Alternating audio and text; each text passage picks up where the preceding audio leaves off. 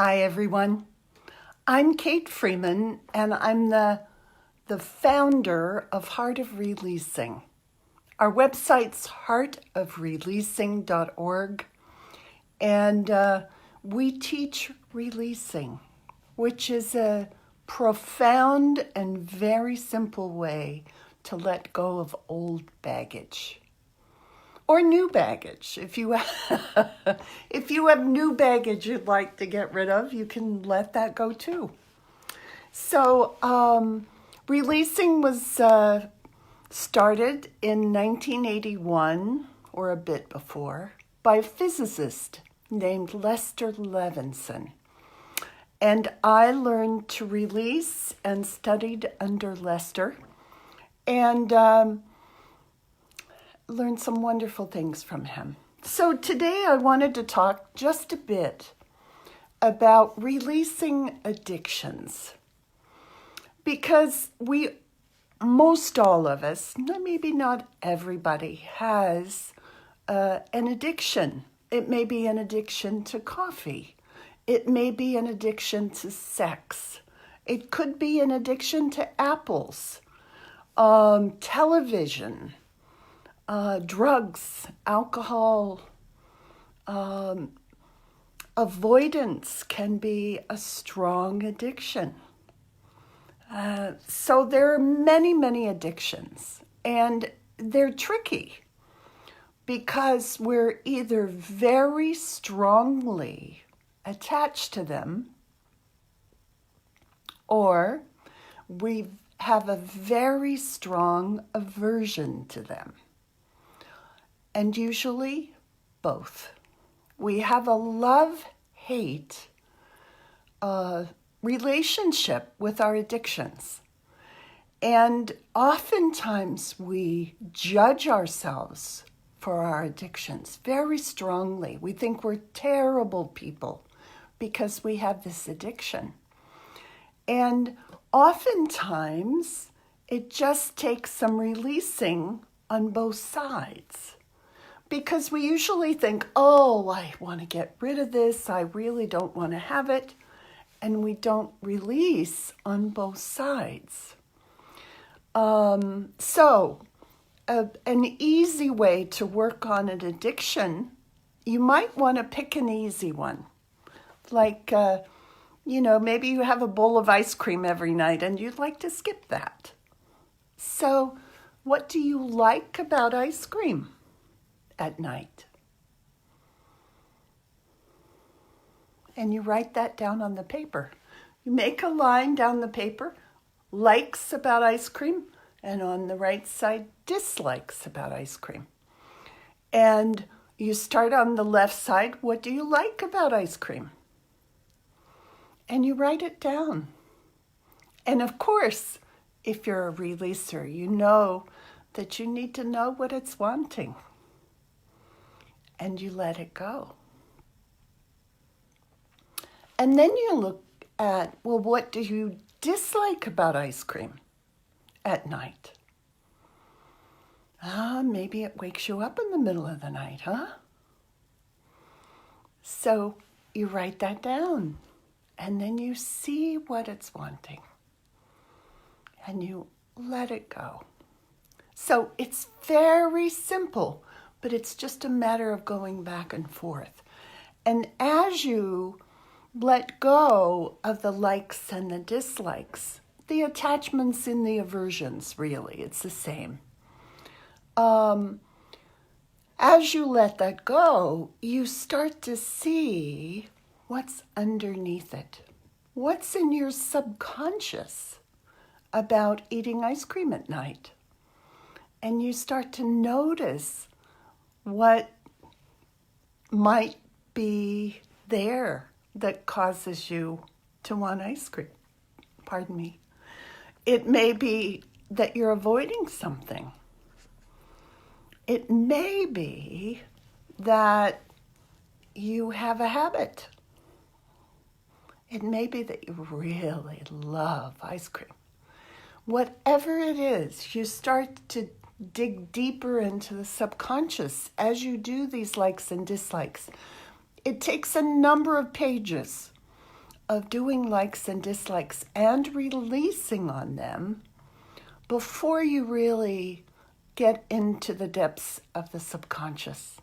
And it's important as you're doing these likes and dislikes that you don't edit what comes.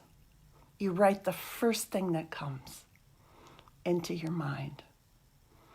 And as you let go of these likes and dislikes about having ice cream, as an example, you'll notice that these things that are coming are deeper. And you start to notice maybe you had a habit with your grandmother and you always had ice cream with her and it was love for you. Maybe you noticed that when your father would be angry at you, that you would go have ice cream and that it was a way that you stuffed your feelings. Don't take my reasons to heart because these are just examples. But as you dig deeper into the subconscious, you start to see what really causes that addiction. What is it you're not wanting to see? What is it that addiction keeps you from looking at? And as you see it, you can let it go very deeply. And I've known people who've lost large amounts of weight doing this. I've known people who have stopped smoking just very quickly doing this. I know people who have stopped drinking and using recreational drugs this way. So there are so many things that you can drop if you just look at what is it I love about it? What is it I hate about it? Likes and dislikes, it's love-hate, really. So as you do this, you start to see much more deeply into what that habit really is, what that addiction really is. It's so powerful. And it's a simple way to work with it.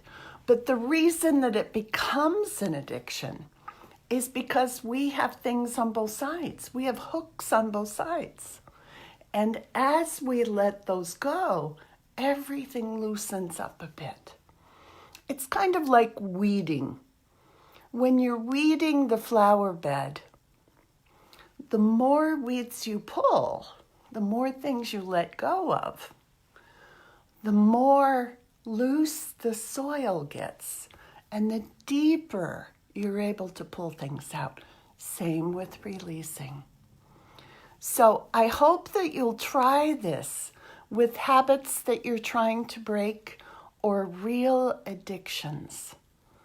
It's a dream of mine that we do a releasing course for a group of people who are trying to really break through their big addictions. I've known people who've done this using releasing.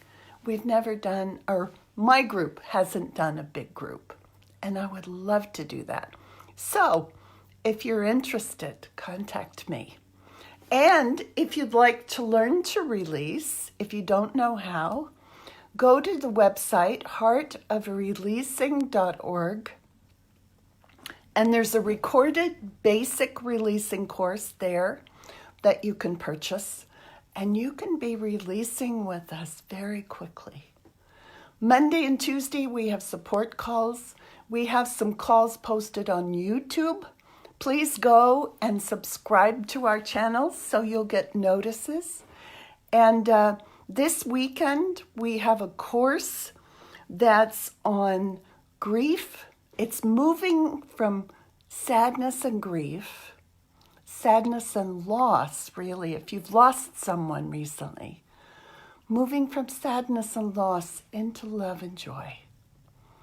And we'll be showing you new ways to work with this big loss. It can be a person, it can be a job, could be a divorce, could be you lost a pet.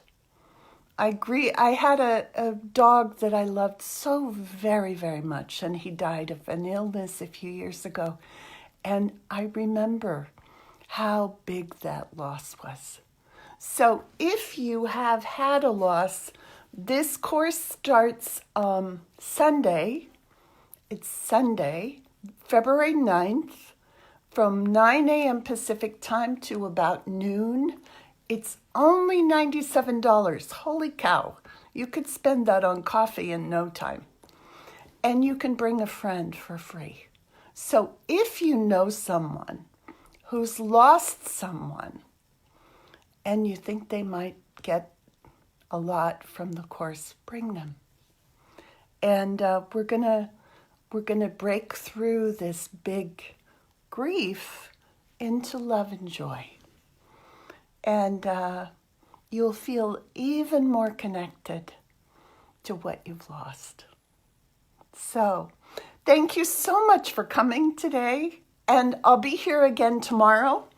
I forget what I'm talking about. I think I'm talking about grief tomorrow. Grief and loss. So Friday at 5 p.m. Pacific, I'll be here. And come and be with me. Thanks so much for coming. Love you all. Bye.